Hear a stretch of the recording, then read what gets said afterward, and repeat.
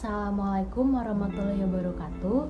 Nama saya Putri Yolanda Feren dengan NIM 11001211303441. Kenalkan, nama saya Sela Amelia Putri dengan NIM 11001211303661. Nama saya Maiswari Kinanti dengan NIM 11001211130382. Sebelum memasuki materi, kita harus mengetahui terlebih dahulu apa itu perkara pidana. Perkara pidana adalah perkara yang timbul karena terjadinya pelanggaran terhadap perbuatan pidana yang telah ditetapkan oleh hukum pidana. Perbuatan pidana tersebut sifatnya merugikan negara, mengganggu ketertiban umum, dan mengganggu kewibawaan pemerintah. Setelah mengetahui apa itu perkara pidana, kita juga harus mengetahui apa itu pengadilan negeri. Pengadilan negeri merupakan lembaga peradilan di lingkup kabupaten atau kota. Lalu, apa hubungan antara pengadilan negeri dan perkara pidana? Jadi, pengadilan negeri juga memiliki wewenang untuk mengadili segala perkara pidana. Hal ini sesuai dengan pasal 84 Kitab Undang-Undang Hukum Acara Pidana. Berdasarkan Kitab Undang-Undang Hukum Acara Pidana, sebelum melimpahkan perkara ke pengadilan negeri, dilakukan dulu tahap penyelesaian perkara di kepolisian, yaitu penyidikan. Penyidikan adalah serangkaian tindakan penyidik untuk mencari dan mengumpulkan bukti.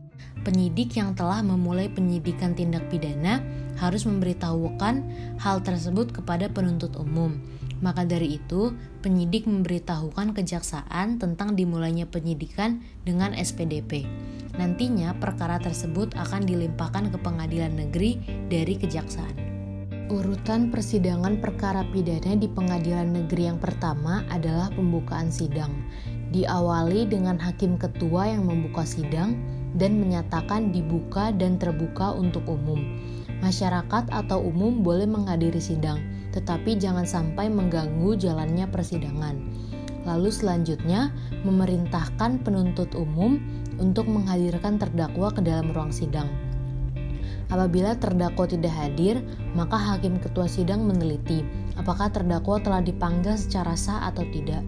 Lalu memeriksa identitas terdakwa, seperti nama, tempat dan tanggal lahir, jenis kelamin, kebangsaan, tempat tinggal, agama, pekerjaan, ataupun pernah dihukum atau tidak.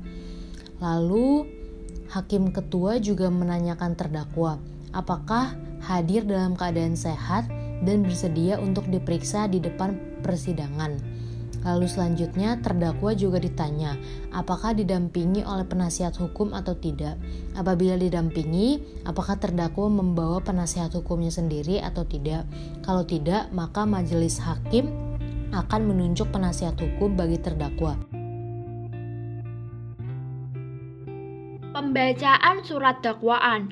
Surat dakwaan adalah surat yang dibuat oleh jaksa berdasarkan BAP, berita acara pemeriksaan yang dilakukan oleh penyidik, yang memuat rincian rumusan tindak pidana yang dilakukan oleh seseorang atau beberapa orang yang dijadikan dasar pemeriksaan dalam sidang. Jaksa akan membacakan surat dakwaan dan terdakwa mendengarkan secara saksama. Apabila terdakwa ternyata tidak mengerti, maka jaksa penuntut umum atas permintaan hakim ketua wajib memberikan penjelasan seperlunya. Pengajuan eksepsi. Eksepsi merupakan bantahan atau tangkisan yang dilakukan oleh terdakwa atau penasehat hukumnya karena tidak menyetujui isi daripada surat dakwaan yang dibacakan oleh jaksa penuntut umum. Alasan pengajuan eksepsi atau keberatan diatur dalam ketentuan pasal 156 ayat 1 KUHP. Ada 3 hal, yaitu 1. Eksepsi atau keberatan tidak berwenang mengadili. 2. Eksepsi atau keberatan dakwaan tidak dapat diterima. 3. Eksepsi atau keberatan surat dakwaan harus dibatalkan atau batal demi hukum karena tidak memenuhi syarat material sebagaimana diatur dalam pasal 144 ayat 2 dan ayat 3 KUHP.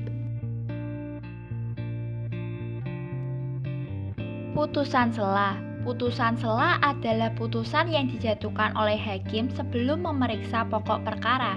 Putusan sela biasanya dijatuhkan karena adanya eksepsi dari terdakwa atau penasihat hukumnya. Apabila hakim menyatakan suatu putusan sela yang menyatakan menerima eksepsi tersebut, maka dakwaan tersebut tidak akan diperiksa lebih lanjut. Sebaliknya, apabila menyatakan menolak eksepsi tersebut, maka dakwaan tersebut akan dilanjutkan.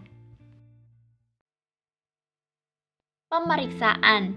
Alat bukti yang sah menurut sistem peradilan pidana di Indonesia ialah sebagaimana yang ditentukan dalam pasal 184 ayat 1 KUHP, yaitu keterangan saksi, keterangan ahli, surat petunjuk, dan keterangan terdakwa.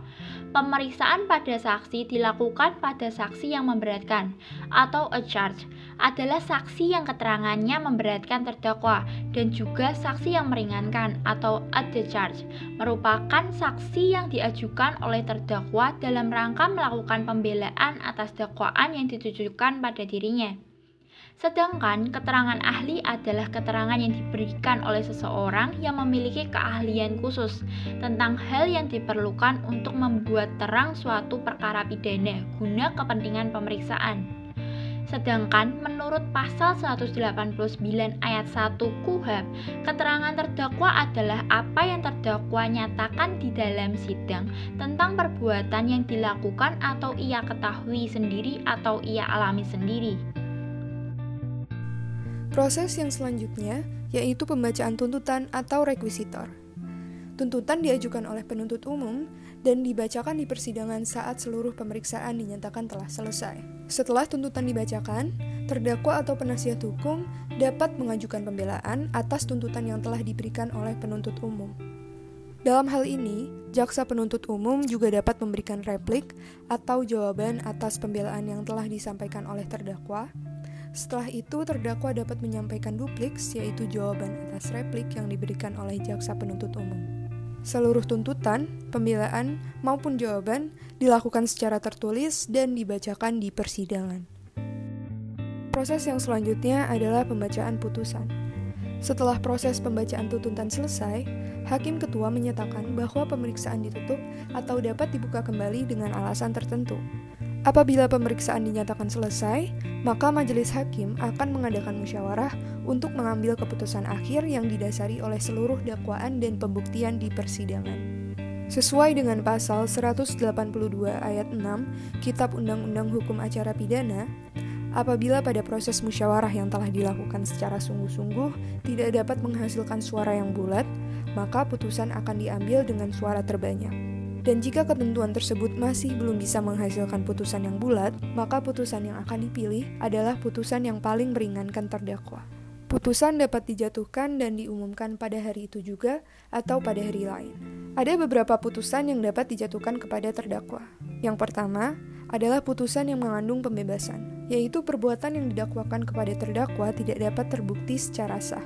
Yang kedua, yaitu putusan yang mengandung pelepasan, yaitu perbuatan yang didakwakan kepada terdakwa terbukti secara sah, namun bukan merupakan suatu tindak pidana, sehingga terdakwa lepas dari segala tuntutan hukum. Pada kedua putusan ini, terdakwa akan langsung dibebaskan seketika itu juga, kecuali ada alasan tertentu yang membuat terdakwa masih perlu ditahan. Jenis putusan yang terakhir yaitu putusan yang mengandung hukuman atau pidana. Pada putusan ini, terdakwa akan dijatuhkan hukuman atau pidana. Proses penyelesaian perkara pidana di pengadilan negeri yang terakhir yaitu eksekusi atau pelaksanaan putusan pengadilan. Dalam hal ini, sesuai dengan pasal 270 Kitab Undang-Undang Hukum Acara Pidana, pelaksanaan putusan akan dilakukan oleh jaksa.